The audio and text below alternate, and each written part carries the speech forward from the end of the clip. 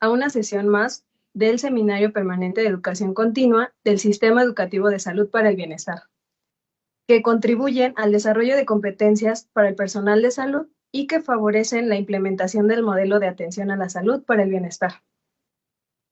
El día de hoy le corresponde al Seminario Permanente de Docencia en Salud, coordinado por su servidora, Ivonne Carpio, como en la Jefatura de Área del Desarrollo del Proceso Educativo en Salud, y el maestro Eric. Hola, buenos días a todas y a todos. Soy Eric Ayala y formo parte de Formación Docente aquí en IMSS Bienestar. Mucho gusto. Y el tema de hoy es la formación de los profesionales de la salud desde la perspectiva interprofesional. Y tenemos el gusto y el honor de que nos acompañe el maestro Ricardo Morales Carmona. Muchísimas gracias por la aceptación, maestro, de participar en este seminario. Les voy a leer un poco de él. Él es filósofo por la UAM y es maestro en Economía de Negocios por el Instituto de Estudios Superiores de Monterrey, con una trayectoria pública de 40 años como funcionario en diversas dependencias federales, en la que durante 8 años fue el responsable de Educación en Salud de la Secretaría de Salud. En diversas ocasiones fue nombrado punto focal del Gobierno de México para el desarrollo de informes sobre formación de recursos humanos para la salud, para la OMS y OPS, y como consultor de educación en salud. Durante el periodo del 2022 al 2024, se desempeñó como coordinador de servicio social de la carrera de médico cirujano en la Facultad de Medicina de la UNAM y actualmente es el secretario académico de la División de Estudios de Posgrado de la misma facultad. Esta sería la presentación de nuestro ponente del día de hoy, y a todas y a todos les recordamos que pueden realizar sus preguntas y comentarios al finalizar la ponencia, y si desean activar sus micrófonos, tendrán que levantar la manita y nosotros darles el acceso al audio. También comentarles que los que están mediante Facebook, los podremos leer, sus comentarios que dejen, los podremos leer aquí al término de la ponencia. Muchísimas gracias. Maestro, pues un gusto, un agradecimiento nuevamente. Vamos a iniciar su presentación. Hola, muy buenos días a todos. Muchísimas gracias a Ivonne Carpio por haberme invitado a participar en este foro. Es para mí una gran satisfacción y una gran alegría el poder estar en esta actividad académica y contribuir desde mi modesta experiencia a discutir uno de los temas que desde luego ha ocupado la reflexión de muchos educadores en general y particularmente de educadores en el ámbito de la salud. Si me pasan la siguiente, por favor. No sé si lo puedo hacer desde aquí.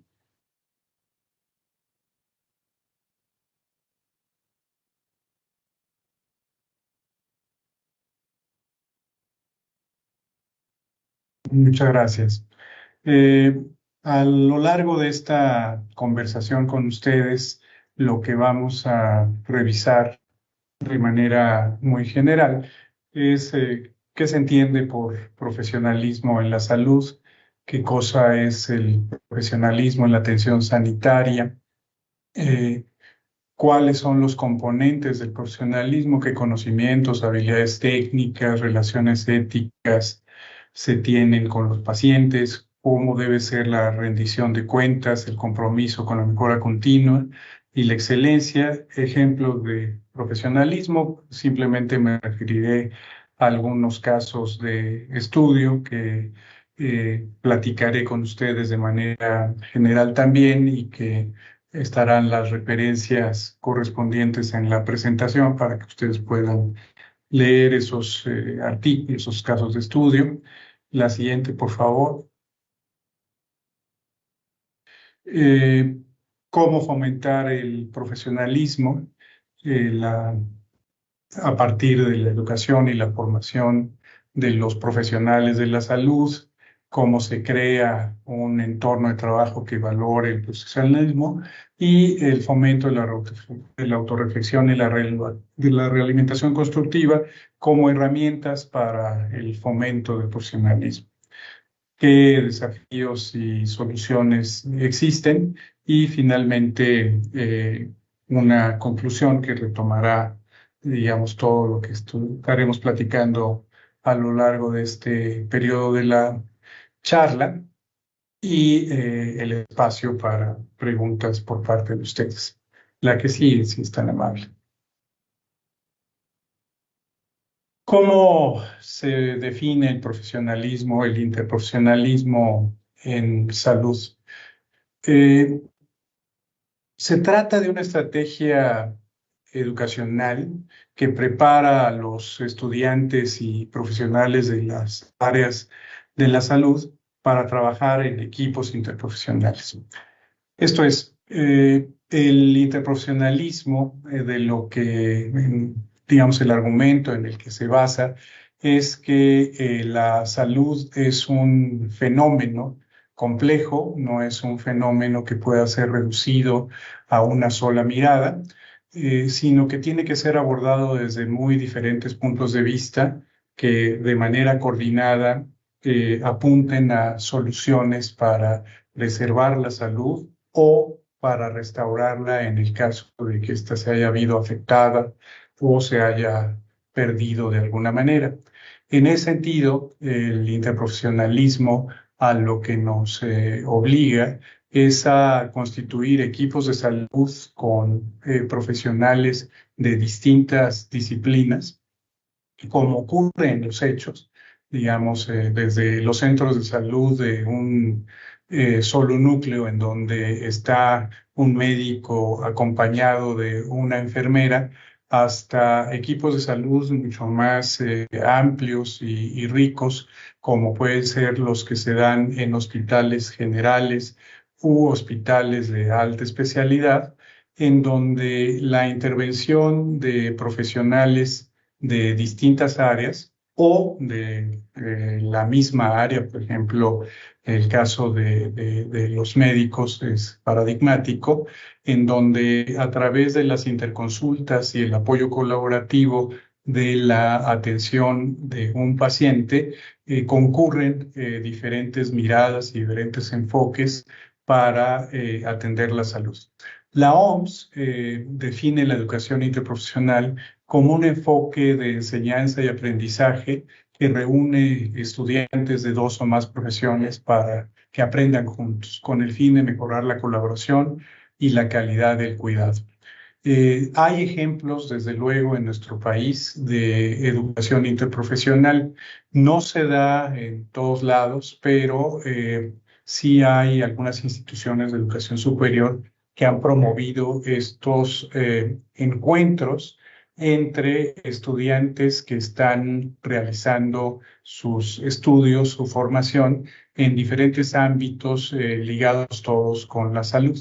De tal suerte que, por ejemplo, en estas instituciones de educación superior, en donde los estudiantes en los primeros años concurren, digamos, estudiantes de medicina, de nutrición, de fisioterapia, para llevar juntos materias de las ciencias básicas y que forman parte del programa de formación de estas carreras. Esta integración que se da de estudiantes es muy útil, es muy benéfica, porque lleva a estudiantes que tienen, digamos, propósitos de formación diferentes, pero ligados todos con la atención de la salud, a compartir desde el inicio de sus carreras con otros, digamos, estudiantes de otras áreas, los mismos problemas, ¿no? Empieza desde luego con ciencias básicas, pero también se va haciendo un esfuerzo para reunir a estos estudiantes diversos en los ciclos clínicos, de tal manera que participen en equipos interprofesionales o interprofesionales desde la formación en las rotaciones clínicas que se tienen que hacer para irse formando. Y los enfoques que va logrando tener un equipo de estudiantes de este tipo es un enfoque enriquecido por la visión de los otros.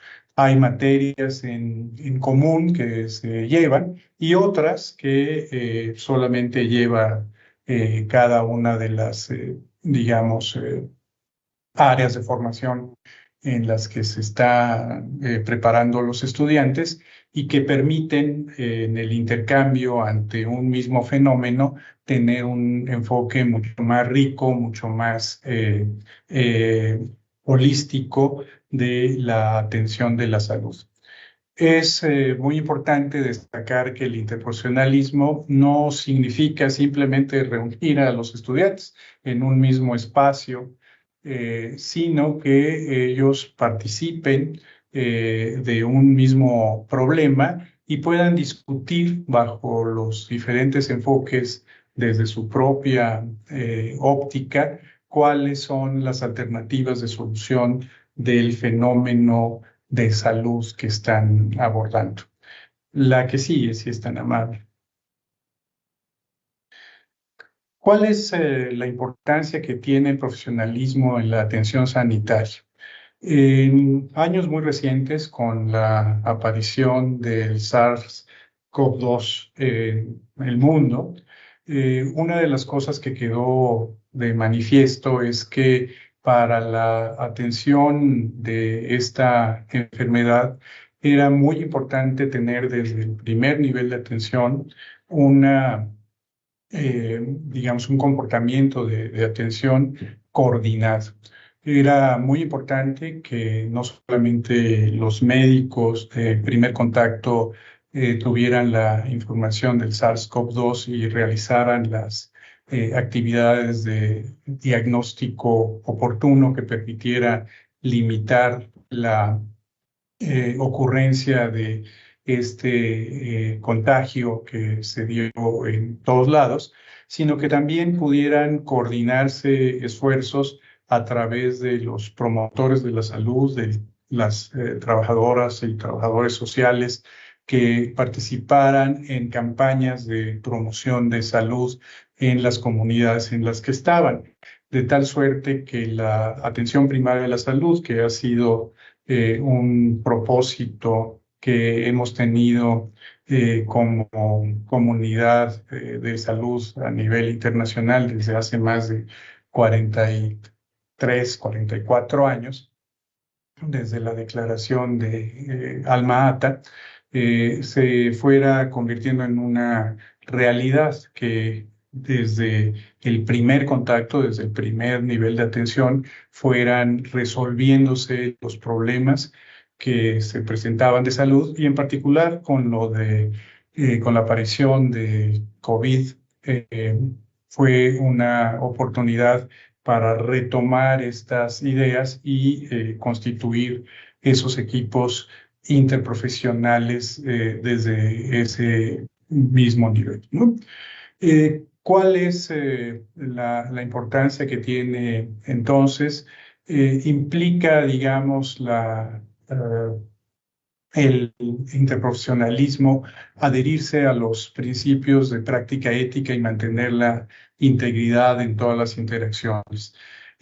Hacer relaciones positivas, que las interacciones efectivas con los pacientes y sus familias, y así como las relaciones entre los miembros del equipo de salud, sean un factor de la mayor importancia para que se realicen las tareas con enorme profesionalismo, que haya responsabilidad y confiabilidad, que se esté comprometido con un desarrollo profesional continuo y que haya, desde luego, altruismo y empatía.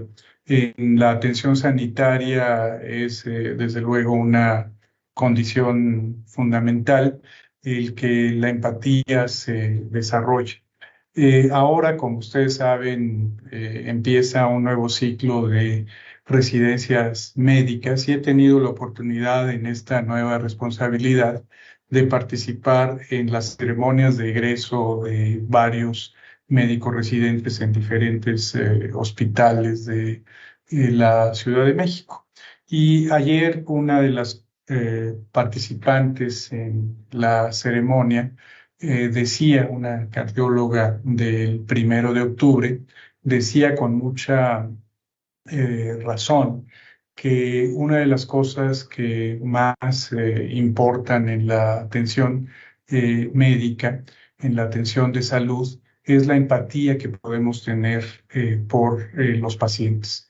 No verlos, digamos, solo como un objeto de atención, sino como los sujetos a los que tenemos que atender siendo empáticos con su problemática de salud y tratando de alentarles de una manera generosa a realizar los cuidados que nosotros les sugerimos.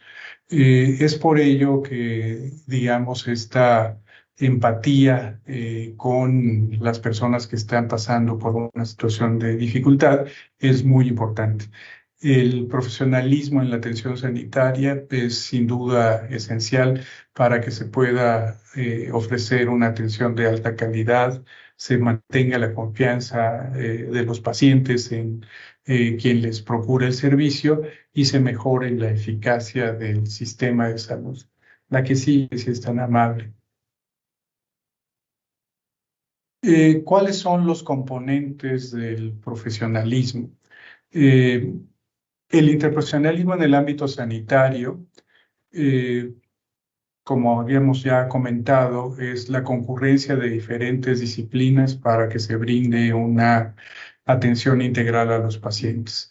En este proceso, desde luego, de atención, algo que es muy relevante es que la comunicación sea efectiva, que los profesionales se comuniquen de una manera clara y efectiva entre sí y con los pacientes. Es muy importante, pues, que haya no solamente un diálogo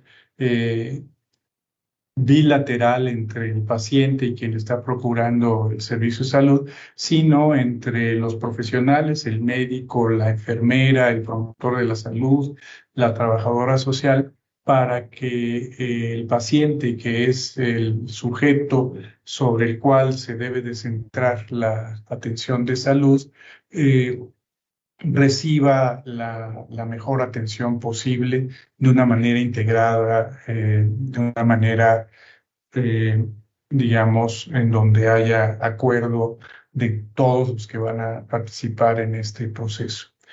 Que haya colaboración. Es esencial trabajar en equipo y colaborar con los otros profesionales de la salud para proporcionar una atención integral. La colaboración, nuevamente, es una herramienta muy importante para el trabajo interprofesional y para que alcancemos los resultados de salud que estamos buscando de una manera como equipo.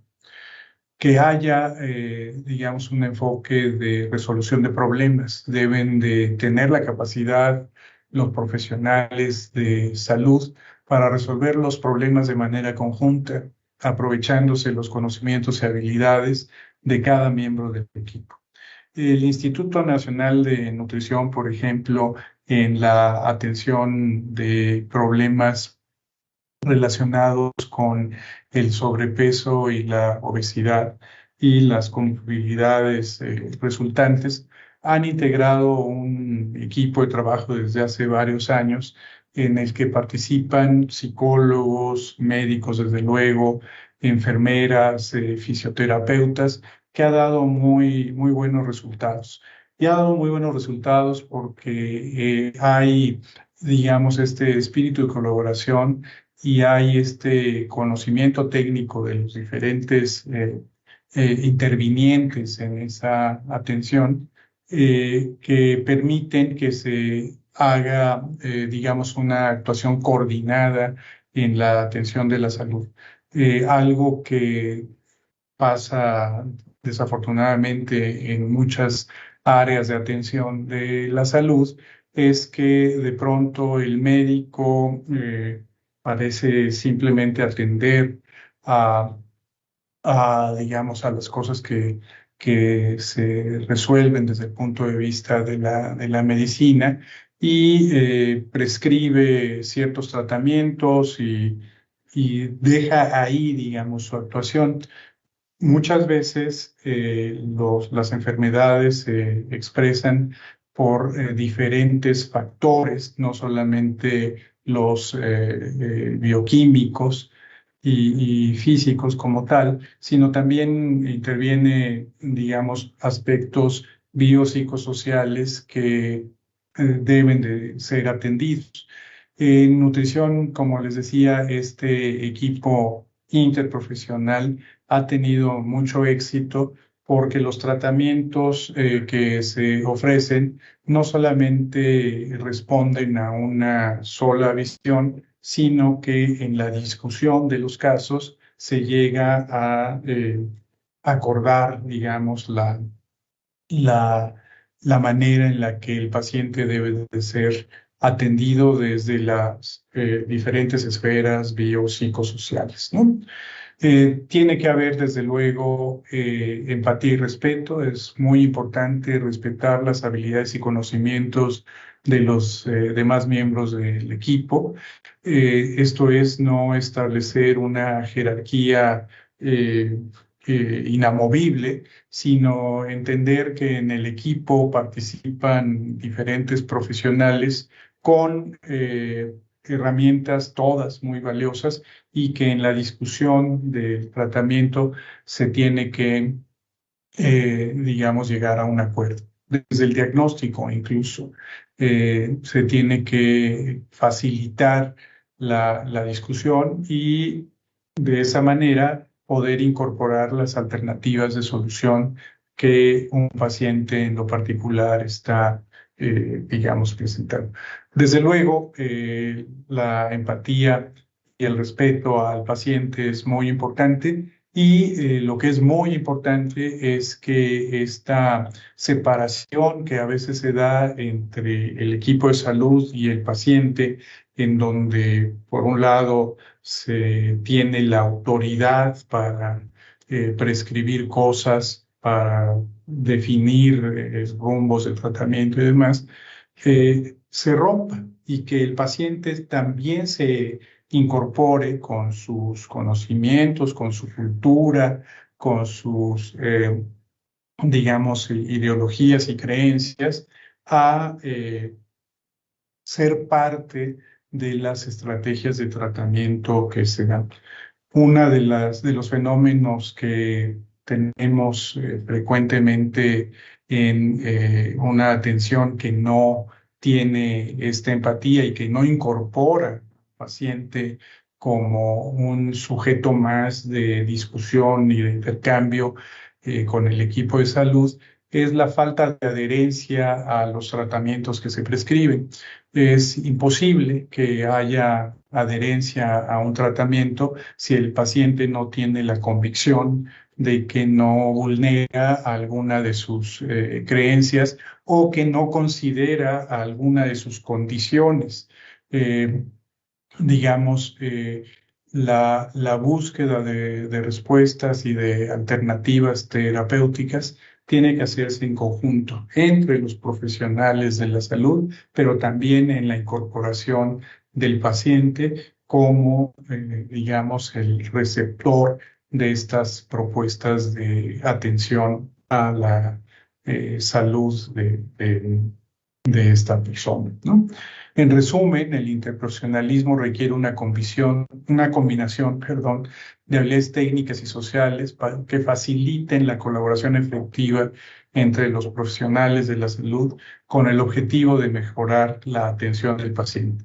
Recuerden, el paciente es, digamos, la persona más relevante en el proceso de atención de la salud. Es en él en el que tiene que estar centrada la atención y los esfuerzos deben de estar dirigidos a atenderle. La que sigue, si es tan amable.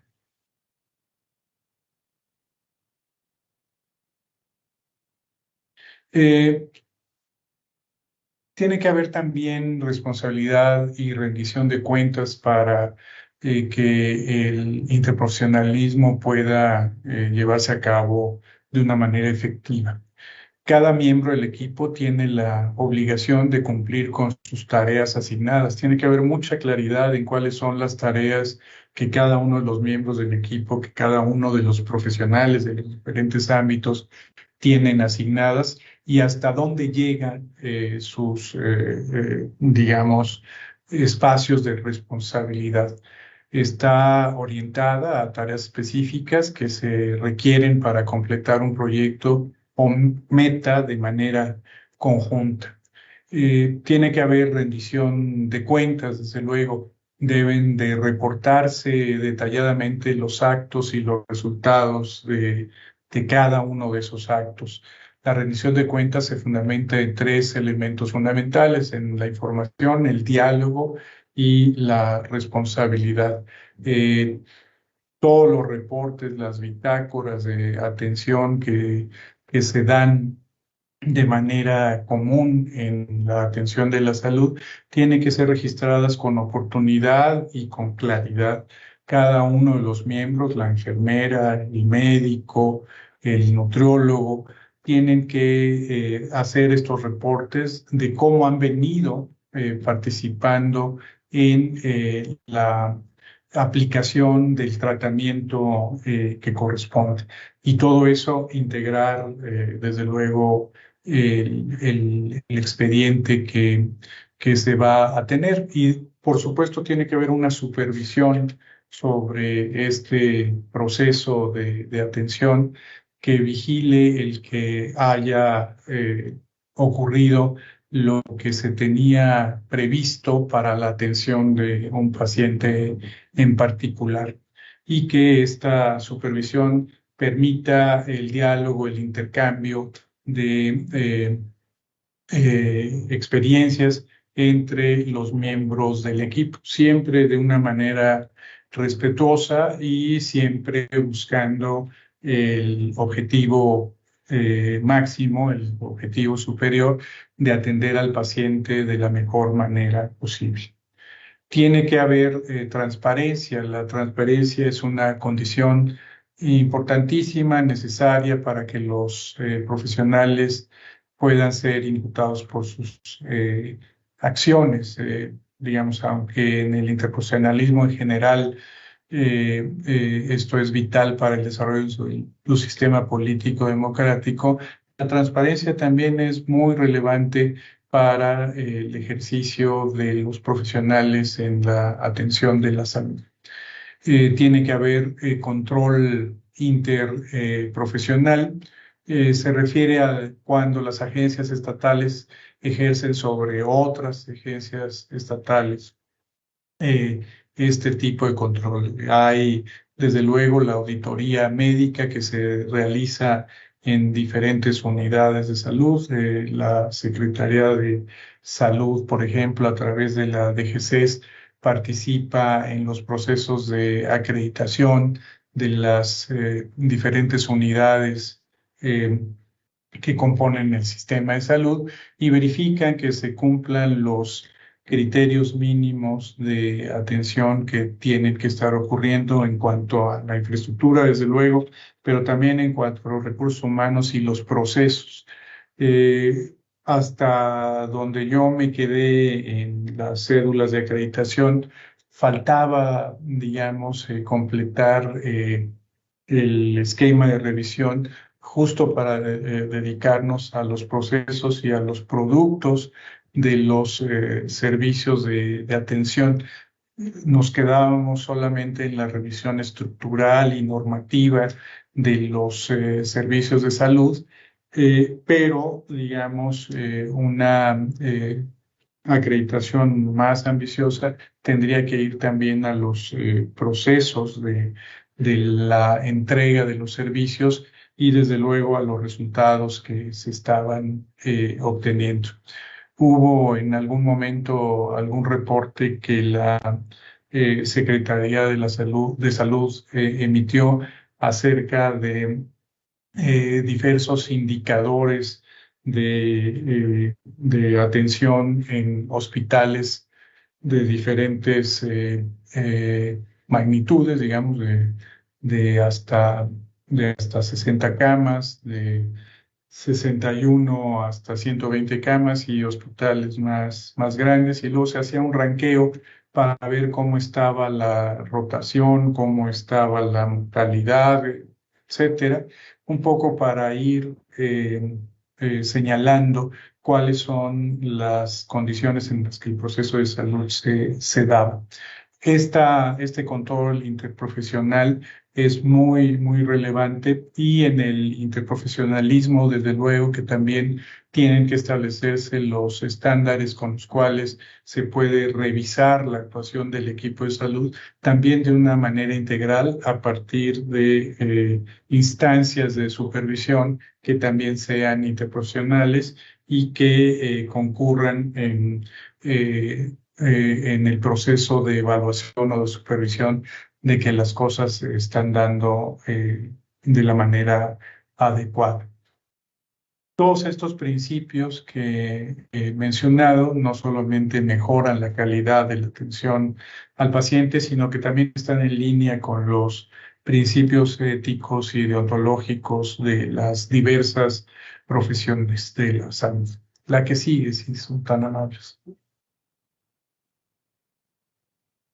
Desde luego tiene que haber un compromiso con la mejora continua y la excelencia. Todos los que participan en los equipos de salud tienen que tener como un propósito connatural a su actuación, el propósito de mejorar continuamente, y por ello es muy importante que haya sesiones de intercambio, que haya cursos de capacitación, que haya educación continua que les permita a los ya profesionales de la salud ir avanzando. Pero también desde la propia formación de los médicos, de las enfermeras, de los nutriólogos y demás, tiene que darse espacios de evaluación que vayan precisamente revisando la manera en la que las competencias duras y blandas que se espera logren puedan irse, digamos, revisando la manera en la que éstas se dan, y establecer medidas de corrección cuando esto sea necesario. La mejora continua, la excelencia, el compromiso, la evaluación y la retroalimentación son todos estos aspectos esenciales para una cultura de mejora continua y excelencia en el interprofesionalismo, lo que puede conducir a una mejor atención al paciente y a un ambiente de trabajo más colaborativo y eficiente. La que sigue, por favor.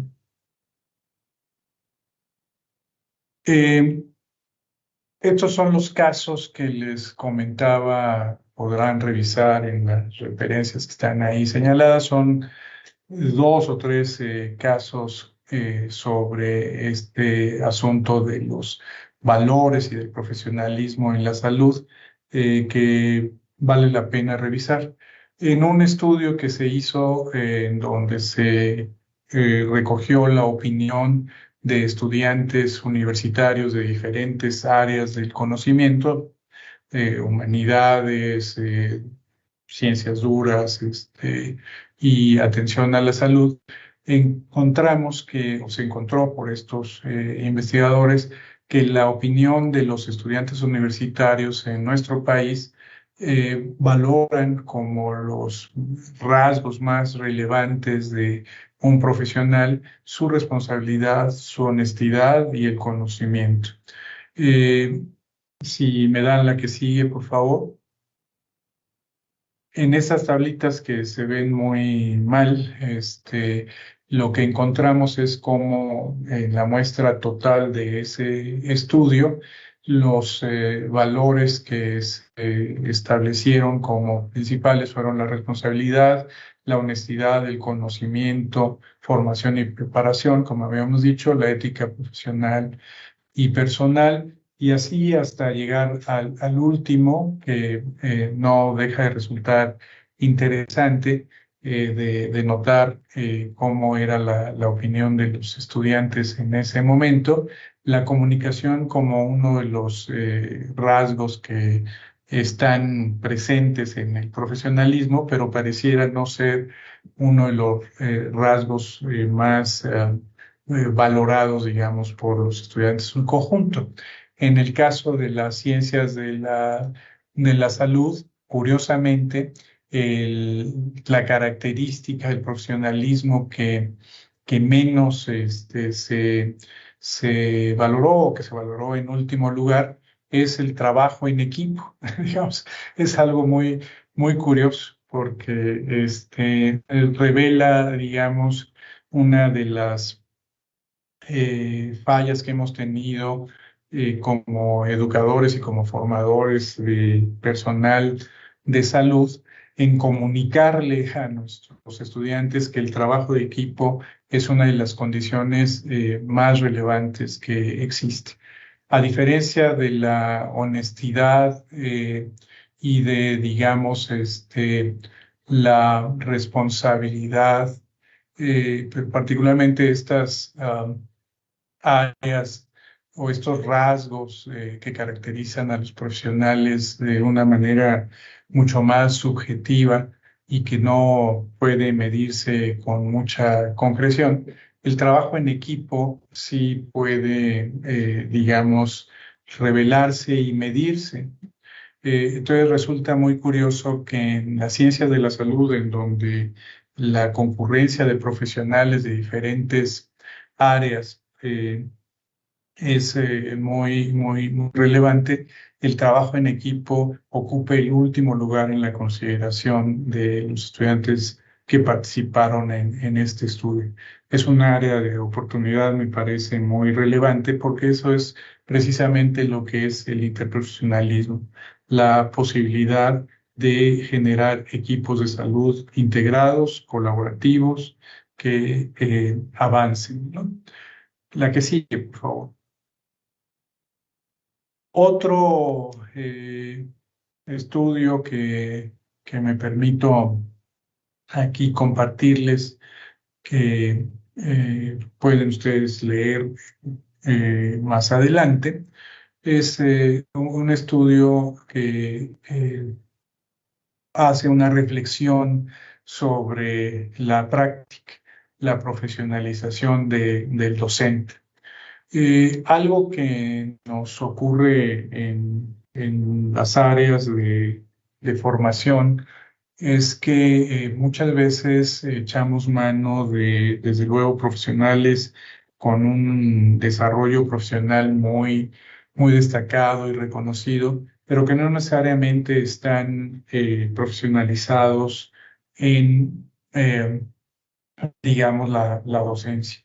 La plantilla de profesores que hay, por lo menos en medicina, en nuestro país, es que la mitad de los profesores, si acaso, tienen programas de formación docente que les permitan actuar de una manera que no sea la de depender de su propia experiencia personal, de cómo fueron educados y de cómo algunas prácticas docentes les impactaron o hicieron que ellos, digamos, tuvieran un mejor desempeño como estudiantes.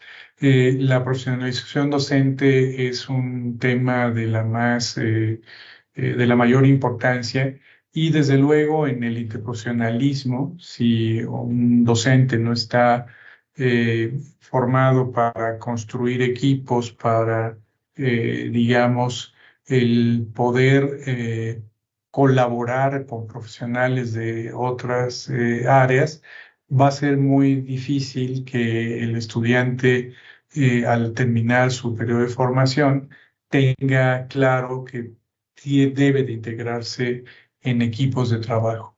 En este estudio, lo que se destaca es la importancia de manejar estrategias que promuevan un proceso ordenado y sistemático para analizar y valorar la intervención docente con criterios y herramientas válidas. La que sigue, si son tan amables.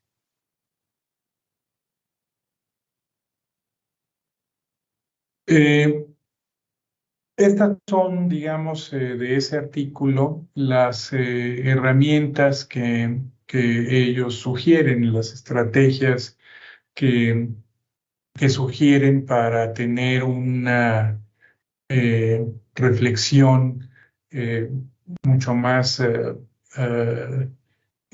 amplia y provechosa del profesionalismo, del ejercicio profesional. Todo razonamiento tiene un propósito. Eh, Hay que tomarse el tiempo necesario para expresar el propósito, para que este propósito, este objetivo, sea definido con claridad, para que el propósito, el objetivo de una entrega de conocimientos sea realista y significativo. Todo razonamiento es un intento de solucionar un problema o de explicar algo. Por ello hay que tomarse el tiempo necesario para expresar la pregunta en cuestión, clarificar el alcance que se tiene con esa solución, identificar si se trata de una opinión o si se requiere que se deba de razonar desde diferentes puntos de vista. Desde luego hay fenómenos muy peculiares que pueden ser resueltos por un solo profesional y bajo un solo enfoque, pero hay otros que no, que deben de ser discutidos de una manera más compleja. Entonces eso es a lo que se refiere esto. Todo razonamiento se hace desde una perspectiva. Y en ese sentido, para el interprofesionalismo es muy relevante el saber que uno tiene una formación que de alguna manera condiciona la forma en la que entendemos el fenómeno. Digamos que todas las disciplinas lo que son una suerte de gafas, ¿verdad? Uno toma las gafas de la medicina, se las pone y entonces analiza un fenómeno desde ese punto de vista. Pero si uno deja esas gafas de médico y se pone las gafas del trabajador social, verá que hay otros aspectos de ese mismo fenómeno que se están revisando desde una óptica distinta y así sucesivamente con la participación de diferentes perspectivas se puede ir definiendo cuál es el abordaje más efectivo para el tratamiento de algún problema de salud que se esté manifestando en concreto, ¿no? Es muy importante entonces, recupero algunos de los rasgos que mencionábamos hace unas láminas sobre la empatía y el reconocimiento de que no se tiene la verdad absoluta sobre la manera de abordar un problema, sino que el enriquecimiento que puede haber con la distinta participación de profesionales nos permitiría alcanzar resultados mucho mejores en el tratamiento de problemas de salud. Todo razonamiento se expresa mediante conceptos e ideas. ¿Cuáles son los conceptos clave? ¿Cuál es la manera en la que se pueden manifestar estos conceptos? ¿Cómo se pueden usar y precisar? Es muy relevante. Y todo razonamiento permite llegar a conclusiones. Se debe de inferir solo aquello que se desprenda de la evidencia, tanto implicaciones como consecuencias positivas y negativas. Yo que soy filósofo, digamos, también tengo un método alternativo, digamos, para la, para la validación de los razonamientos. Esto que seguramente todos ustedes fueron torturados en las preparatorias con la lógica aristotélica, ¿no? Y que lo que nos permitía era identificar argumentos válidos de aquellos que no lo son. En el caso de las ciencias, desde luego que la validación de nuestras hipótesis, de nuestros argumentos, tiene que ver con las demostraciones, con la evidencia que vamos recuperando y desde luego con el tratamiento eh, estadístico que se le da a nuestros hallazgos sobre problemas comunes en alguna población. La que sigue, si son tan amables. Hay otro estudio que es este de Roberts, enseñar a aprender y evaluar el profesionalismo, que es el mayor reto de todos. En este estudio se aborda la necesidad de enseñar profesionalismo en medicina y la dificultad que tiene la evaluación del profesionalismo. Es de todos conocido que hay una gran cantidad de quejas que se presentan en nuestro país ante la Comisión Nacional de Arbitraje Médico, por ejemplo, y que son revisadas y que son analizadas por el equipo de la CONAMED, y se encuentra que en muchas ocasiones la falta de comunicación, que es, digamos, la principal causa de problemas que se generan en el trato con los pacientes, es lo que lleva a malos resultados de salud.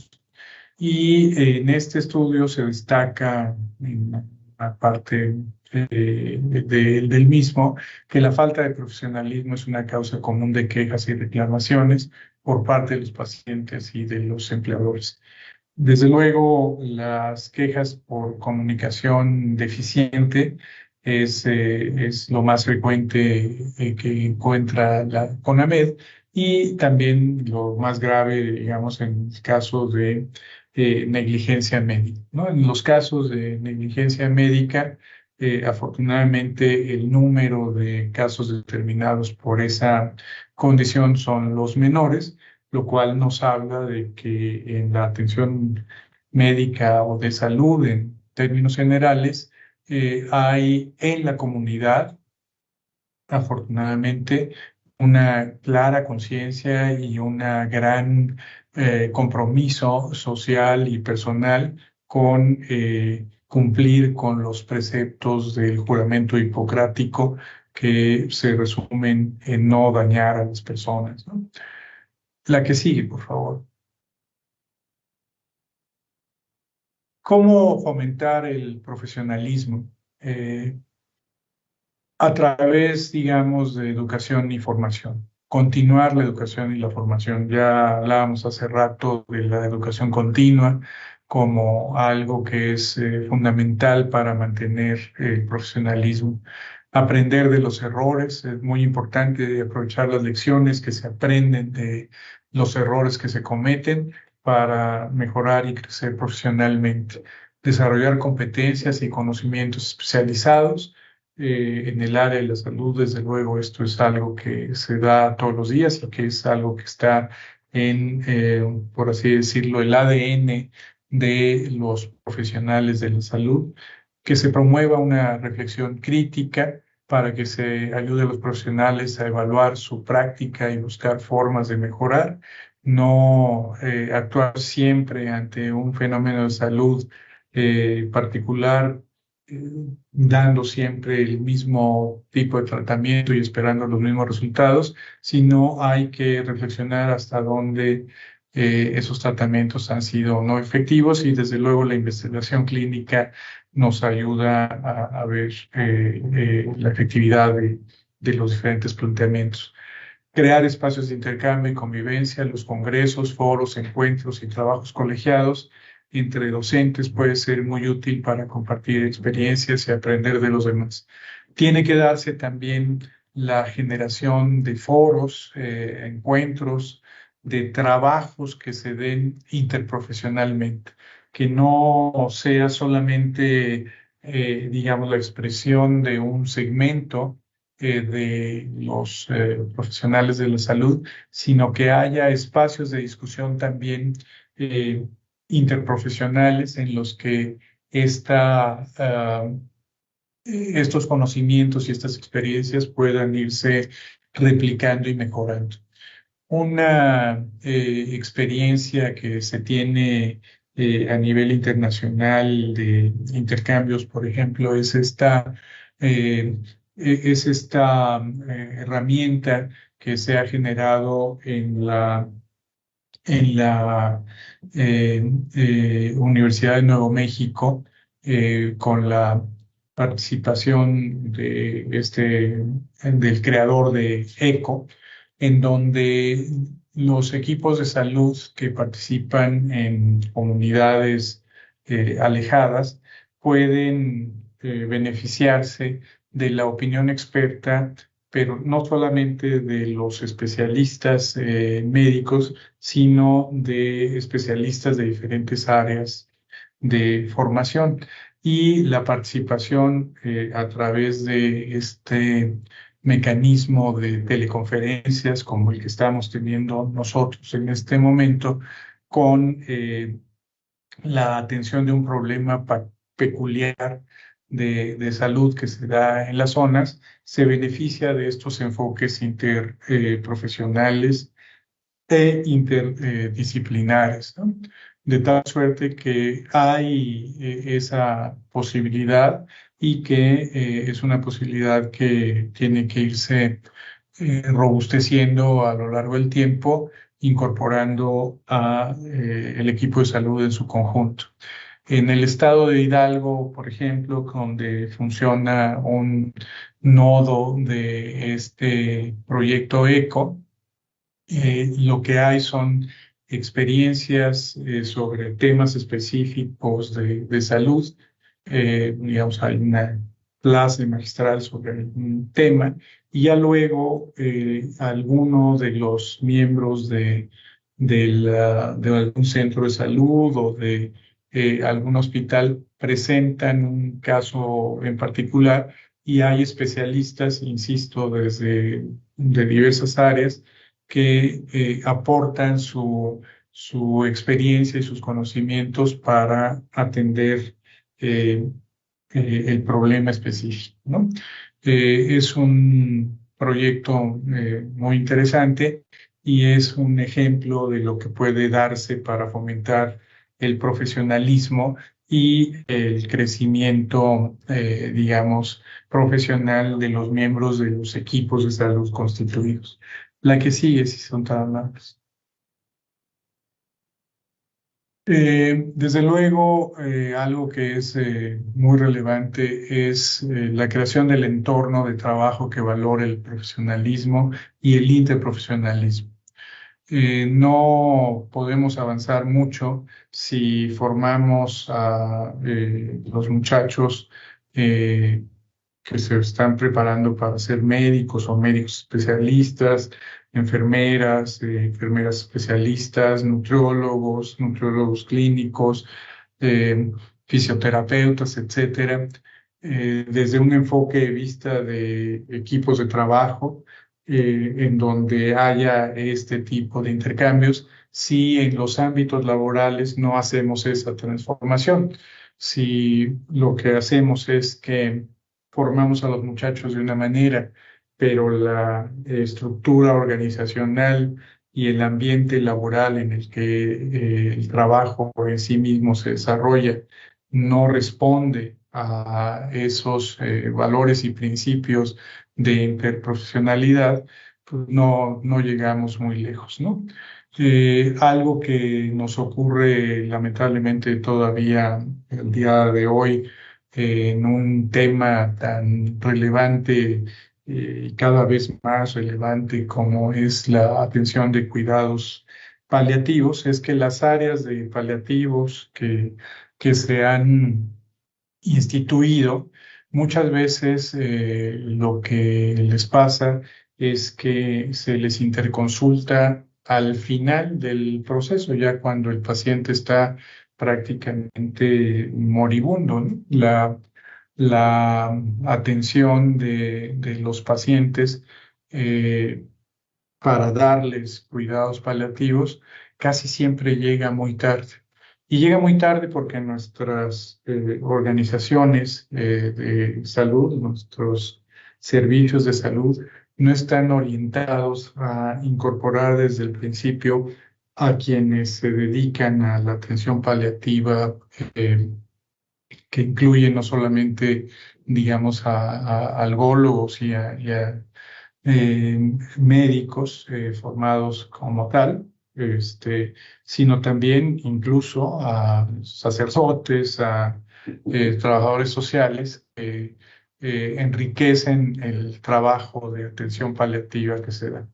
Por cierto, que quiero mencionar que para medicina paliativa se aprobó el programa de estudios de especialización el año pasado y que para la oferta del ENARM el próximo año ya va a aparecer como una oferta de entrada directa para quienes estén interesados en entrar a esa especialización. Es indudable que son especialistas que requieren que haya las modificaciones organizacionales pertinentes para que sean efectivos, digamos, en su inserción laboral. Eh, Crear una gran experiencia de incorporación, tiene que haber valores organizacionales claros, inspiradores. Hay que fomentar las conexiones entre todos los miembros del equipo, centrarse en el bienestar del equipo de trabajo y desde luego de los pacientes. Hay que fomentar la diversidad y la inclusión, hay que conseguir un lugar de trabajo físico adecuado. También eso es muy relevante, ¿no? En dónde se colocan dentro de la estructura, de la infraestructura hospitalaria a ciertos servicios. Hay servicios a los que se les relega a los lugares más recónditos que se tienen en los hospitales.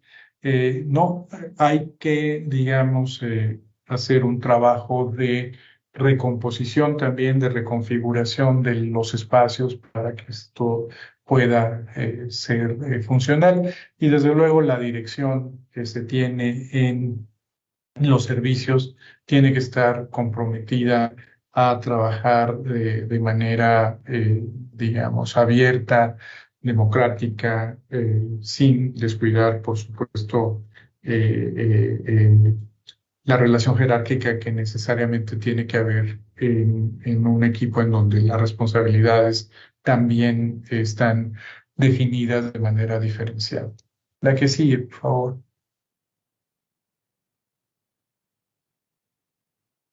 Hay que fomentar la autorreflexión y la retroalimentación constructiva. El que cada uno de los miembros del equipo reflexione, haya un autoconocimiento para saber cuáles son sus alcances, cuáles son las creencias y valores y motivaciones que estén alentándolo a él a participar en estas tareas, que la toma de decisiones sean informadas. Al reflexionar sobre nuestras experiencias pasadas y aprender de ellas, podemos tomar decisiones más informadas en el presente. Desarrollar inteligencia emocional. La autorreflexión fomenta una mejor conciencia y comprensión de nuestras emociones. El crecimiento personal y la resiliencia.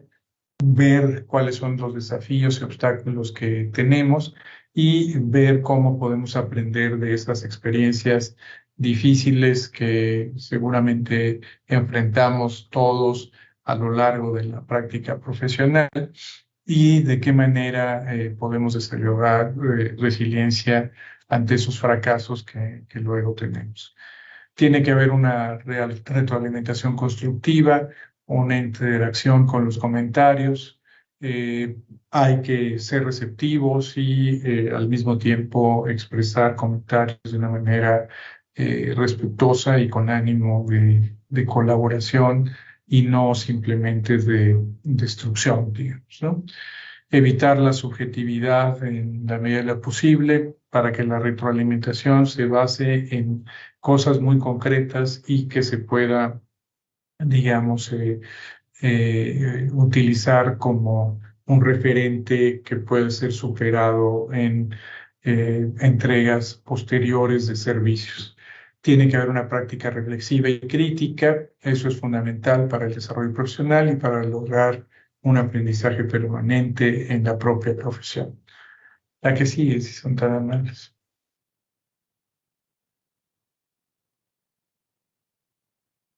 ¿Cuáles son los desafíos y las soluciones? Hay que aprender a manejar conflictos. Siempre hay conflictos en los equipos de trabajo, más cuando son diversos, interprofesionales. Hay que identificar cuáles son las relaciones tóxicas que puede haber en un equipo para avanzar. Los desafíos emocionales son, desde luego, parte de la actividad que todos los días se da.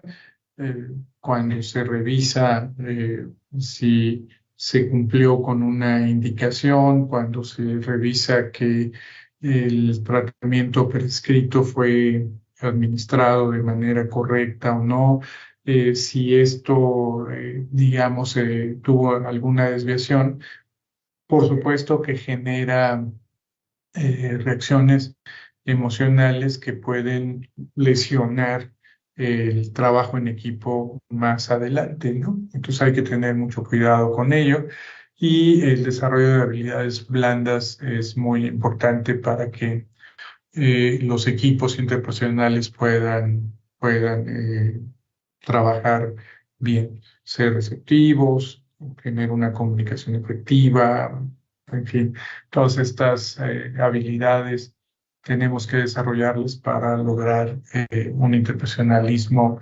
adecuado y efectivo. La siguiente, por favor.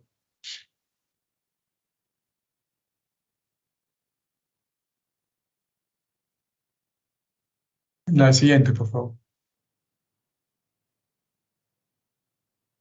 Hay que mantenerse positivo, tener claras las metas y ser realistas. Hay que buscar apoyo emocional en el entorno, aprender de los otros, formar equipo, aprender de los errores y adaptarnos al cambio. Son todas estas cosas que mejoran nuestro desempeño profesional. Adelante, por favor.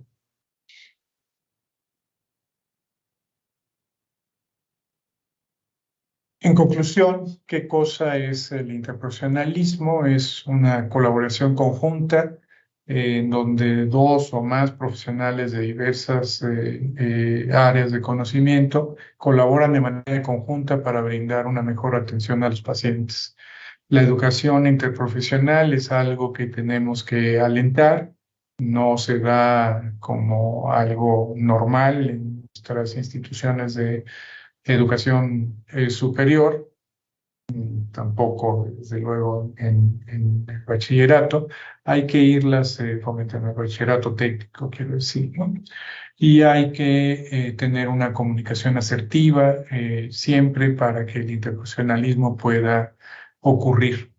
El profesionalismo, digamos que forma parte del interprofesionalismo y que me pareció relevante también referirme a él aquí, tiene como rasgos, digamos, la competencia, el conocimiento, la escrupulosidad, la integridad, el respeto, la inteligencia emocional, la idoneidad y la confianza. Estos son, digamos, el resumen de lo que hemos platicado hasta ahora y es lo que quería yo compartir con ustedes el día de hoy. Estoy listo para preguntas y comentarios. Muchas gracias, doctor Morales. Aquí, ¿alguien que esté presente en la reunión tiene alguna duda? Si la tiene, por favor, alce su manita y le damos acceso al micrófono. Edson, veo que tienes la mano levantada. Adelante, por favor. Edson, ya puedes habilitar tu micrófono. Sí, buenas tardes. ¿Sí me escucho? Sí. Sí, te escuchas muy bien. Ok, correcto. Bueno, buenas tardes, gracias por el espacio. Sí, a mí me gustaría, bueno, tengo algunas dudas o algunas preguntas por aquí. Me da mucho la atención lo que da el maestro, creo que fui que era maestro, lo del trabajo en equipo. Y cómo podemos nosotros, en general, llegar a tener un buen trabajo en equipo. En un equipo multidisciplinario. Yo trabajo en un centro de salud, en una unidad de primer nivel, en una comunidad a 3 horas de la capital, entonces realmente es una comunidad de 3,000 personas. ¿Cómo lograr un buen trabajo en equipo en la unidad? Cuando, pues bueno, nuestro sistema de enseñanza tradicional, que no sé si sea mediado por el sistema económico o no, nos enseña el famoso competir, la competencia.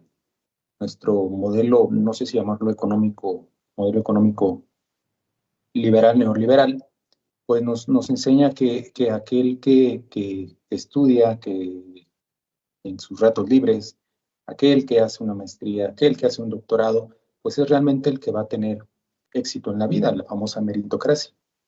Entonces, no sé si este sistema tradicional de enseñanza que nos enseña solamente a competir tenga mucho que ver. ¿Cómo poder lograr quitar eso de nuestra mente? Que bueno, lo creamos desde la primaria, la secundaria, y ya y para no irnos tan lejos, pues nos enseñaron que a la Facultad de Medicina solamente de 1,000 entran 100, entonces tenemos que competir para un lugar. Nos han enseñado que para entrar a una especialidad de X especialidad solamente hay 100 espacios para 1,000 médicos. Entonces, ¿cómo lograr trabajar en equipo si siempre nos han enseñado eso y a la fecha nos lo siguen enseñando? Eh, por ejemplo, pues se quedan relegados en ese sistema personas con discapacidad porque como no producen el sistema económico, pues no los toman en cuenta. Entonces, me llama un poquito eso, mucho la atención, cómo lograr eso. Por otro lado, mencionaba ahorita un poquito aquí lo del entorno de trabajo. ¿Cómo lograr quitarnos esa bata de médico que nos ponen en la escuela? Porque en el afán, creo yo, de la gente, la sociedad, de querer pertenecer a un grupo, hoy en día escuchamos por ahí muchos encasillamientos de la gente. El médico se debe comportar como médico, que el abogado, y bueno, ¿no? Tratamos de entrar en un sistema porque creemos pertenecer a un grupo. ¿Cómo lograr quitarnos esa parte para ponernos, ahora sí que en los zapatos, como decía el ponente, quitarnos esas gafas de médico y ver pues al paciente con las gafas de trabajo social, como lo mencionó por ahí también? Y por último, hablaba usted también de cómo tener un entorno de trabajo que valore el profesionalismo. Y su explicación me retornó a esa famosa teoría de Karl Marx, de Marx, con la famosa teoría valor-trabajo, ¿verdad? Yo creo que hoy en día, pues vuelvo a lo mismo, creo que el modelo económico nos dice que si no producimos, pues no pertenecemos a.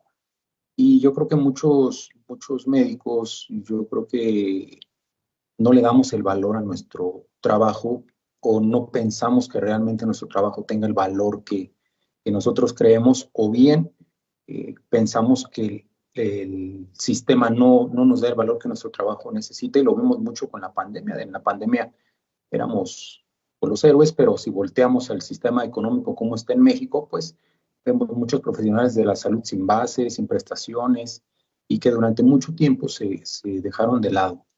Yo creo que también cómo lograr mejorar un entorno de trabajo si vemos que pues mucho profesional de la salud, y lo sigo viendo hoy en día, no tienen lo mínimo necesario para trabajar o no o terminan, llegan a casa, llega el fin de contrato y ya no saben con qué van a mantener a la familia cuando, bueno, tienen pues yo creo que esa incertidumbre, cómo hacer que el médico venga a darlo todo de sí cuando viene el fin de contrato y ya no sabe si va a tener el sustento económico para mantener a su familia. Entonces, por ahí, eso. Y por último, agradecer este tipo de charlas que realmente no solamente los médicos tienen mucho que enseñar a nosotros como médicos, creo que hay gente que tiene que enseñarnos también mucho, mucho, por ejemplo, como en este caso, usted que tiene esa base filosófica, que nosotros podemos aprender mucho de eso. Por ejemplo, hemos visto aquí en las charlas que nos hablan de nutrición, enseñar a la gente a cómo comer y todo, pero habla usted también de las experiencias, de lograr tener reuniones en donde cada quien comparte una experiencia y de ahí partir. Yo, por ejemplo, puedo compartir una experiencia hablando en el caso de nutrición, que nos dan charlas magistrales muy buenas de nutrición, pero yo veo mi día a día en donde yo quiero compartirlo y la gente me dice, doctor, pero lo que tengo apenas me alcanza para comer.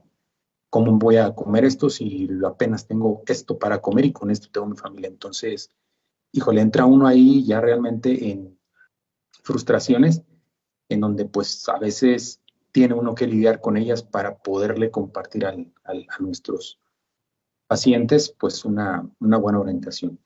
Y bueno, por mi parte sería todo, agradecer el espacio y pues felicidades por este tipo de charlas. Muchas gracias. Voy a tratar de responder a los diferentes cuestionamientos que hace y los diferentes planteamientos que señala, que todos me parecen de la mayor importancia. Empieza usted diciendo cómo lograr trabajar en equipo, ¿no? Perdóneme que haga una analogía un tanto frívola, ¿no? Pero que quizás ilustra un poco las cosas. Cuando constituimos un equipo de fútbol, por ejemplo, ¿no? Encontramos con que hay personas que tienen una habilidad muy específica para ser porteros, otros para ser defensas centrales, laterales, etcétera, ¿no? El fútbol moderno, digamos, ahora hay posiciones multifuncionales, ¿no? Laterales que se convierten en delanteros, etcétera. Bueno, pero en general, digamos, uno tiene habilidades, conocimientos, actitudes específicas. La constitución de un equipo es encontrar la manera de que todas estas personas que tienen habilidades, conocimientos y actitudes diferentes puedan funcionar hacia un mismo objetivo. Creo que en la medida en la que para todos los que participamos de alguna manera en los equipos de salud quede claro que lo que nos importa es hacer realidad el principio constitucional el cuarto constitucional de la protección a la salud y que lo relevante de nuestro ejercicio profesional es el procurar la atención necesaria para mantener la salud o restaurar la salud de las personas y no tanto, digamos, nuestro brillo personal, ¿no? Sino estamos con esa misión como personas abocadas a atender a otras personas para que se les mantenga su homeostasis o se les restaure la homeostasis que les permita seguir, digamos, saludables en la vida. En esa medida es que podemos estar en mejores condiciones para formar parte de un equipo, en donde reconocemos que el de al lado juega mejor en la defensa que en la media y que a mí lo que se me da en realidad es estar en la banca y solamente participando como un contrincante de entrenamiento, pero que ayuda a que el equipo funcione. Eh, yo creo que eso es muy, muy relevante, que todos tenemos una participación diferenciada que nos permite alcanzar el objetivo máximo, que es darle alternativas de salud a la población. En ese sentido, creo que la manera en la que se constituyen los equipos es cuando cada uno de los que lo pueden integrar les queda clara esa misión. Entonces, ¿cómo formar un equipo con objetivos muy claros? Y cuando los objetivos son muy claros y las metas muy concretas, ya las características personales de formación o de actitud y demás son las que nos van a permitir construir la mezcla más eficaz para dar el mejor resultado. Mencionaba yo en la conversación que tuvimos, y usted lo retoma efectivamente, que de nada nos sirve formar a profesionales con un enfoque si en el entorno laboral se va a tener otro, ¿no? Y mencionaba, desde luego, la lamentable ocurrencia de que los paliativistas, que todos reconocemos, ¿no? O sea, todos en el discurso decimos, no, es que los cuidados paliativos son muy importantes y tal, pero a la hora de la verdad tenemos muchas resistencias, o tienen muchas resistencias varios miembros del equipo de salud, para hacer la interconsulta necesaria con cuidados paliativos. Ya cuando experimentamos todas las alternativas de tratamiento y demás, y resulta que no van a jalar y que pues el paciente se está muriendo, pues entonces sí le llamamos al paliativista y pues ocúpate de él, ¿no? Ya lo único que pueden hacer es entubarlo y se acabó, o mandarlo a su casa, ¿no? Que es quizás lo más recomendable. Entonces sí tenemos que cambiar desde luego las estructuras de, de trabajo. Habla usted de la competencia como una condición, digamos, perversa de nuestro sistema social. A mí me parece que la competencia no es necesariamente un problema, digamos, puede ser un incentivo para que la competencia que establecemos con nosotros mismos nos permita ser mejores en el desempeño profesional que estemos. Nuevamente hago una analogía un tanto frívola y marginal a esta conversación, que se refiere a mi persona. Pues, yo corrí maratones hace algunos años. Ahora ya no lo hago porque pues, no me da la disciplina para poder entrenar como se debe, ¿no? Y aprendí algo muy interesante en las carreras de maratón. Desde luego, nunca, si ustedes revisan los historiales de los maratones, no van a encontrar que gané nunca ninguno. Pero participé en muchísimas y en muchísimas carreras atléticas de estas que se dan en la calle, en donde los aficionados participábamos, ¿no? Y una de las cosas que aprendí en esos entrenamientos, en esas carreras, es que la mayor parte de los que participábamos, me tocó participar en emisiones de 40,000 personas, ¿no? Desde luego, la mayor parte, el 99% de los que estábamos allí o más, no teníamos la intención de ganar el primero, el segundo, el tercer lugar del maratón, sino que teníamos que competir contra nosotros mismos, ¿sí? Que nuestro registro personal era lo que teníamos que tener en mente, y es a nosotros a los que teníamos que vencer, cada quien a sí mismo, ¿no? Entonces yo creo que la competencia, desde luego, es una condición humana eh, importante que promueve el desarrollo. Pero cuando la competencia está dirigida a mejorar uno mismo, porque en la mejora de uno mismo puede ser mejor para los demás. Desde luego, si no se tiene el objetivo claro de que uno tiene que trabajar para los demás, la verdad es que no hay manera de construir un equipo.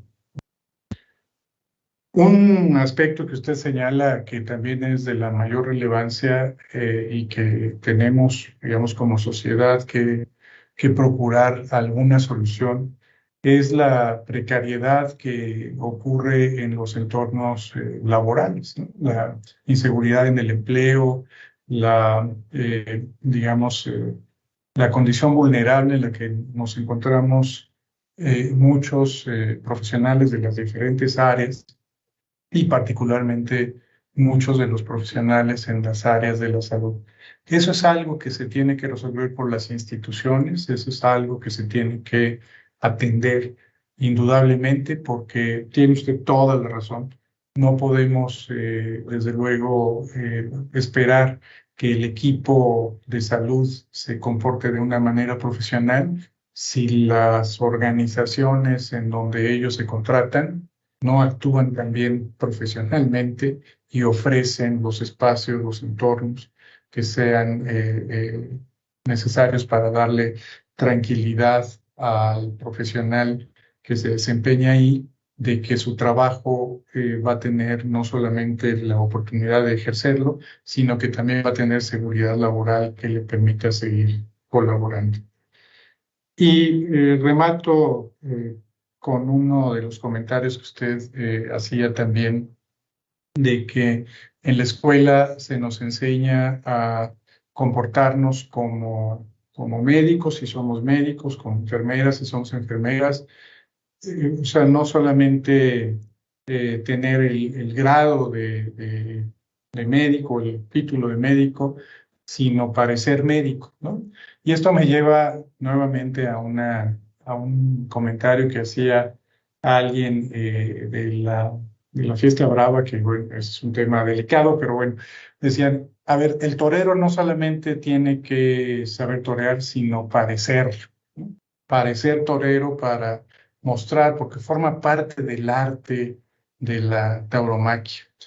En el caso de la medicina, que el médico sea como médico, la enfermera como enfermera, el nutriólogo como nutriólogo, me parece que no hay que descartarlo. Sí, tenemos que comportarnos como médicos, como profesionales que somos, pero nuevamente cuando tenemos una concepción del médico como la persona dedicada a atender a otros, de la enfermera como la persona dedicada a ofrecer sus servicios para el cuidado de otros, del nutriólogo y así. Yo no lo veo mal ser orgullosamente médico, desde luego, ¿no? Lo que no, y que creo que es algo que se refería a usted, lo que no comparto es, como soy médico, aquí a mí me toca solamente mandar y tal, y se hace lo que yo digo, ¿no? No, yo soy médico y formo parte de un equipo mucho más complejo y extenso. Entonces, sí hay que actuar como médico, ¿no? Hay que parecer médico también, pero ese médico que fue Hipócrates, por ejemplo, ¿no?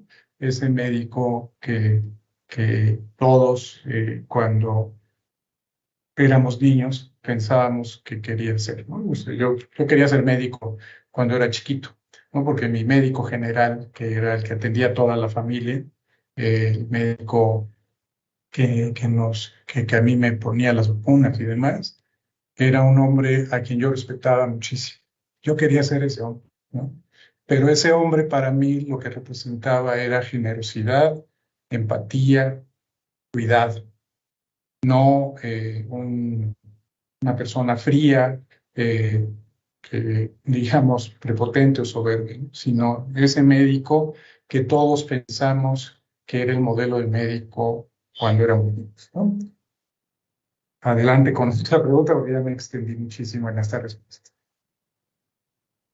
Muchas gracias, maestro Morales, por esta grata respuesta y muchas gracias, Edson, por su participación. No cabe duda que el trabajo en equipo es un reto y el sistema de salud necesita generar varios cambios y como dice, nosotros podemos hacer cambios desde nuestra trinchera compitiendo con nosotros mismos como en un maratón, maestro. Muchas gracias. José Francisco, veo que tienes la mano levantada. Sí, ¿Puedes abrir tu micrófono? sí, buenas tardes. Mi origen, bueno, mi lugar de trabajo es la FES Iztacala, soy docente. Buenas tardes a todos. Em, a mí me interesa mucho la parte educativa. ¿Qué programas y qué estrategias han desarrollado ustedes? Gracias. ¿Cómo no?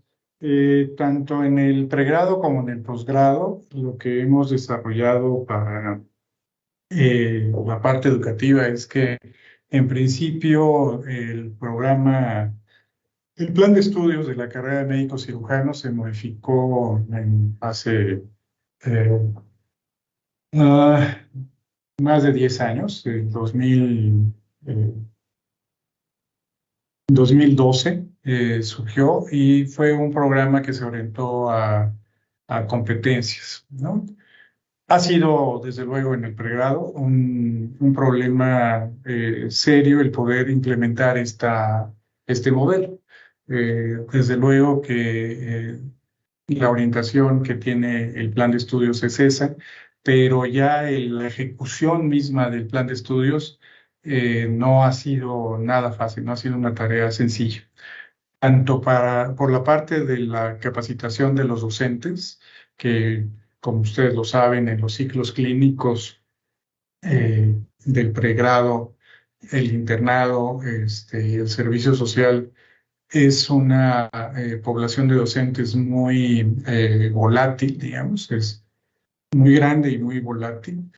Eh, no es fácil capacitarlos a todos en un plan de estudios de competencias y esperar, digamos, que actúen de esa manera. Lo que hemos hecho en el pregrado es que hacemos supervisiones periódicas que tratan de alguna manera de acercarse a los profesores para que los cursos de capacitación que necesitan se les puedan ser ofrecidos y que puedan ellos, digamos, irse formando. En la Facultad de Medicina de la universidad tenemos hoy una población de alrededor de 9.000 estudiantes en todos los años, ¿no? Pero bueno, nada más para referirme a los ciclos clínicos, tenemos en el tercer año eh, más de 2.000 estudiantes, ¿no?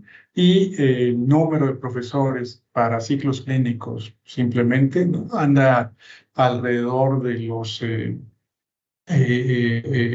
también 2.000 profesores que van cambiando, ¿no? Que como son propuestos por los jefes de enseñanza y demás, y entran y salen del sistema de personal docente, nos cuesta mucho trabajo mantener ese estándar. Entonces, lo que hicimos fue movernos a un plan de estudios basado en competencias. Ahora, el año pasado se reformó el plan de estudios, se hizo una actualización, pero se mantuvo la idea de que fuera por competencias y tal. En el caso de las especializaciones médicas, el único programa que se ha actualizado en ese sentido ha sido el programa de medicina familiar, que también, digamos, se reestructuró a hacerlo por competencias y se capacitó, en el caso de nosotros, que tenemos alrededor de 400 muchachos inscritos en el programa que ofrece la UNAM. Se capacitó a los 127 profesores que están involucrados en esta especialización.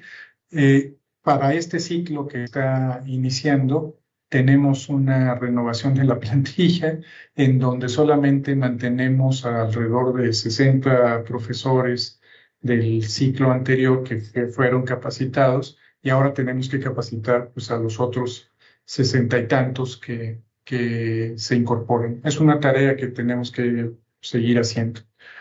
Otro problema que tenemos, desde luego, muy relevante es el tema de la evaluación. Ivonne, que es pedagoga, desde luego debe de saber las dificultades que tiene el hacer procesos de evaluación correspondientes con un plan de estudios de competencias, ¿no? Con un programa académico de competencias. Porque pues, además, pues lo que sí tenemos estamentado, digamos, es que los muchachos se van moviendo por años, ¿no? Y aun cuando no se han logrado las competencias iniciales, pues de repente pues ya los tenemos en el segundo año en donde se supone que van a desarrollar las competencias intermedias, pero pues las otras se quedaron atrás. Entonces, hacer esos ajustes pues no ha sido una tarea sencilla. Creemos que efectivamente los médicos, en el caso de la facultad, se tienen que formar por competencias y estamos trabajando en ello, pero estamos lejos, digamos, de alcanzar un resultado completo y satisfactorio, ¿no? Estamos en ese avance. Lo que hemos también generado son, además de los cursos de capacitación, algunos diplomados de profesionalización docente que se abren a las especialidades y desde luego al pregrado, en el que participan de una manera voluntaria los docentes, solamente hacemos la promoción. Déjenme decirles que en el caso de la Facultad de Medicina, uno de los requisitos de contratación que teníamos sancionados por el Consejo Técnico es que estuvieran capacitados los profesores y si no, no se les podía contratar. Tuvimos que rendirnos ante la realidad porque la mayor parte de los profesores pues no querían, digo, a veces ni se quieren contratar, ¿no? Porque les sube la tasa de obligaciones fiscales, entonces pues no quieren, desde luego, tener un problema con el SAT y lo que les pagamos pues no es suficiente como para justificar el cambio de estatuto fiscal, ¿no? Pero los que sí se contratan, digamos, dicen, bueno, a ver, yo doy mi clase, tengo la parte asistencial, etcétera, pues no me obligues para contratarme a tomar el curso anticipadamente. Dame oportunidad de desarrollarlo a lo largo del ciclo académico y eso es lo que hemos estado haciendo. Y con las consecuencias que todos ustedes podrán presuponer de que desde luego pues, una vez que se concluye el curso, pues no necesariamente todos han terminado el ciclo de capacitación, ¿no? Pero son estas estrategias las que hemos usado y desde luego yo estaría muy interesado en conocer la manera en que, desde luego más adelante, si ustedes no tienen inconveniente, me gustaría yo conocer de lo que se ha hecho en esta carga, ¿no? Muchísimas gracias, maestro, por compartir estas estrategias. Muchas gracias, José, por su participación.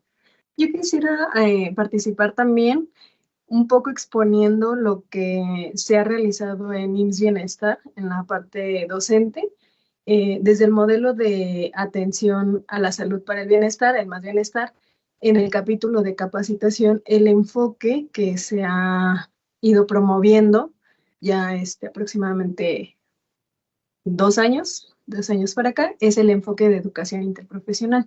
Si bien, como ya hemos mencionado, y el maestro Ricardo ha hecho mucho hincapié, pues se necesitan muchos cambios estructurales pues en el sistema de salud para que se pueda llevar a cabo, ¿no? En las instituciones educativas y además que se viva en las instituciones de salud este enfoque de educación interprofesional.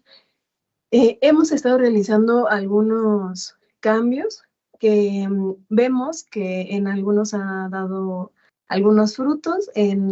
Durante nuestras capacitaciones en los hospitales que anteriormente eran INSABI, se produjo un programa de desarrollo de competencias docentes en educación interprofesional en el cual justo los que participaban eran de diferentes áreas, los que eran docentes titulares de residencias médicas, pero también los jefes de servicios de las unidades hospitalarias, de diferente nutrición, enfermería, etcétera, y se conjuntaban equipos interprofesionales en el que se realizaba el diagnóstico de alguna situación, una problemática en el hospital.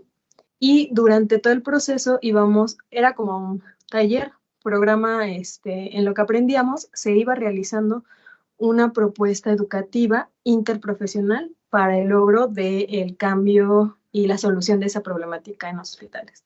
Ese ha sido uno. Estamos trabajando también en un modelo educativo que se pueda implementar a nivel nacional en los establecimientos de salud del IMSS Bienestar, igual impulsando el enfoque de educación interprofesional y la práctica colaborativa, y sobre todo también enseñar el cómo se aplica, ¿no? Porque existe mucha teoría, muchos artículos de investigación incluso, de lo que debería ser la educación interprofesional. Sin embargo, ya en el día a día es un poco complicado operacionalizarlo, que tenemos que ir trabajando también, y es un compromiso de IMSS Bienestar. Algunas otras programas que hemos trabajado son propuestas didácticas para trabajar la educación interprofesional en los ambientes de posgrado, como el pase de visita con los pacientes, con las personas, cómo ir de un pase de visita interprofesional, el cambio de guardia. Hay estrategias también que promovemos mucho en conjunto con la DICIM de la UNAM, que es propuestas de comunicación interprofesionales y la simulación interprofesional. Entonces, en eso hemos trabajado. IMSS Bienestar también tiene el compromiso de seguir trabajando la educación interprofesional. Muchísimas gracias y te doy la palabra. Muchas gracias. Hay unos comentarios. Jacqueline B., un gran tema, algo diferente e indispensable. Muchas gracias, doctor. Janet R., felicidades a los organizadores. Enhorabuena por el nuevo nombramiento. Maestro Morales, tengo muchas expectativas en lo que vayan a proponer desde la facultad. Gran ponencia. Vemos que hay otra mano alzada. IMSS Bienestar Veracruz. Ya puede habilitar su micrófono. Adelante, por favor. Hola, buenas tardes. Bueno, primero,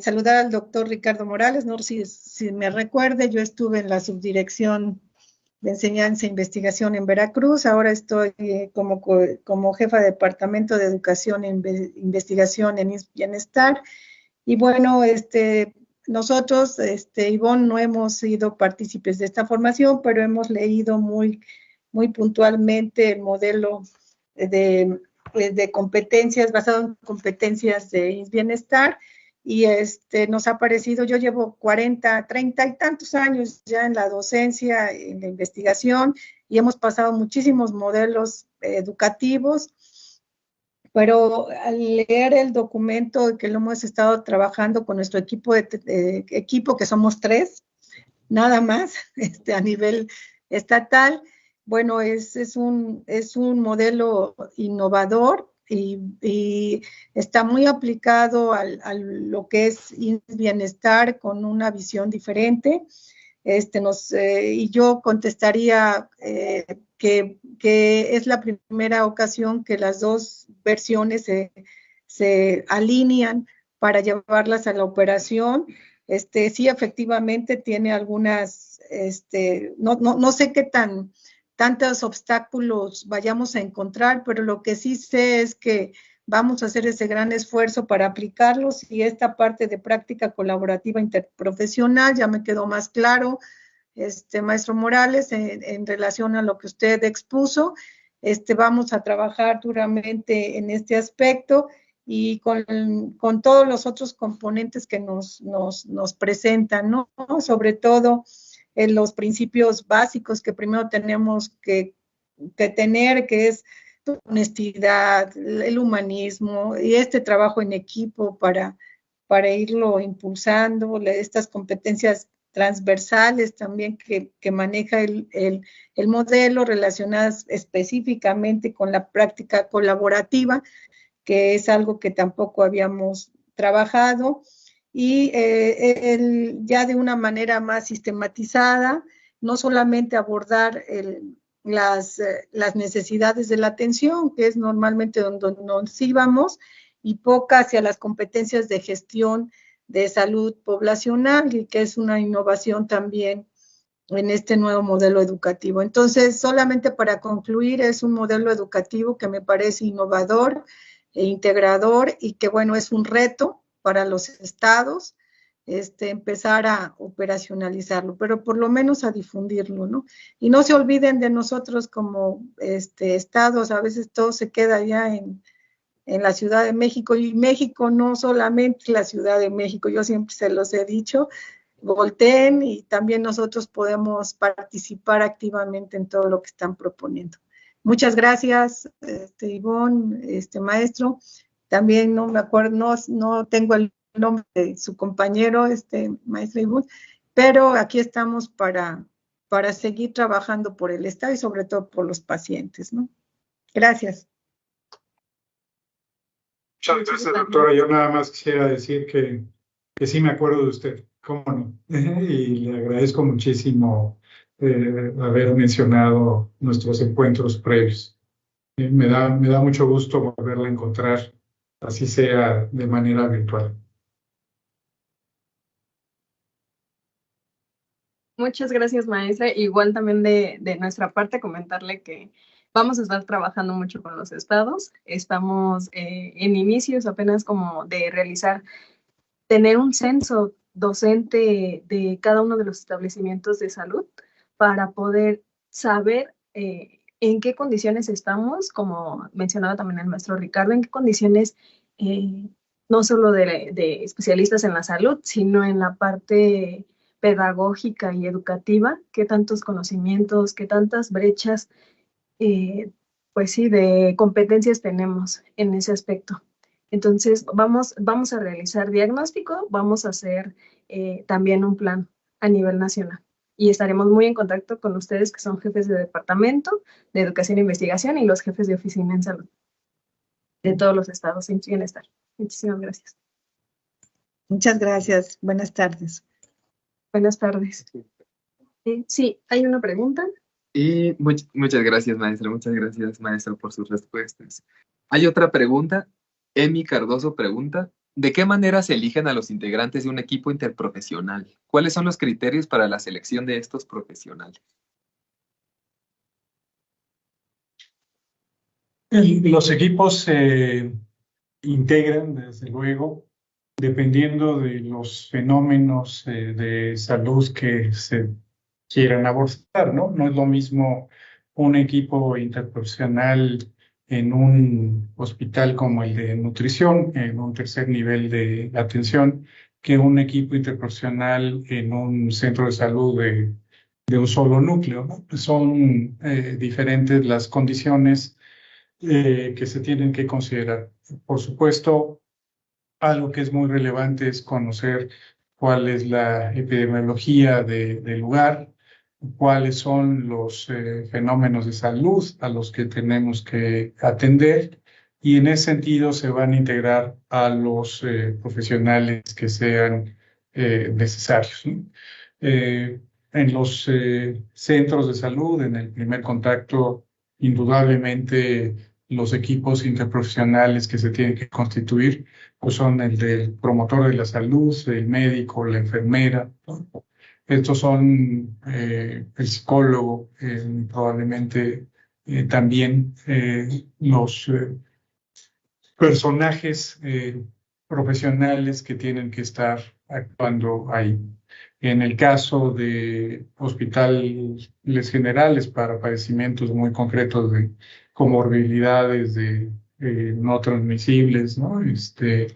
Como diabéticos, síndrome metabólico descontrolado y demás, pues ahí participan de todo, ¿no? Desde luego especialistas en nutrición clínica, nutriólogos, cardiólogos, en fin, endocrinólogos, enfermeras, fisioterapeutas y tal, ¿no? O sea, tenemos a pacientes que son los que van a definir cuál es el equipo de salud ad hoc para ser constituido.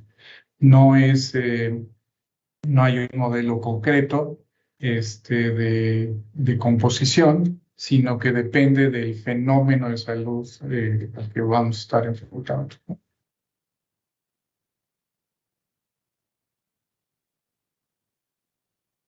Muchas gracias, doctor, por sus respuestas. Por el momento creo que ya no hay más comentarios aquí en redes ni más preguntas escritas. ¿Alguno de los participantes tiene otra duda hacia el maestro? Y si no, pues ya para cerrar, maestro Ricardo, le agradecemos nuevamente su participación, su experiencia, sus conocimientos que nos pueda compartir aquí en IMSS Bienestar y pues saber que también tenemos esa posibilidad de colaboración con ustedes de la trinchera en UNAM y nosotros en IMSS Bienestar. Muchísimas gracias por su participación. Al contrario, muchas gracias a ustedes, muchas gracias, Ivonne. Y muchas gracias a todos los que están como participantes, les agradecemos y los esperamos el próximo viernes 8 de marzo con una ponencia en docencia inclusiva, en temas de género en la docencia. Muchísimas gracias. Día de la Mujer.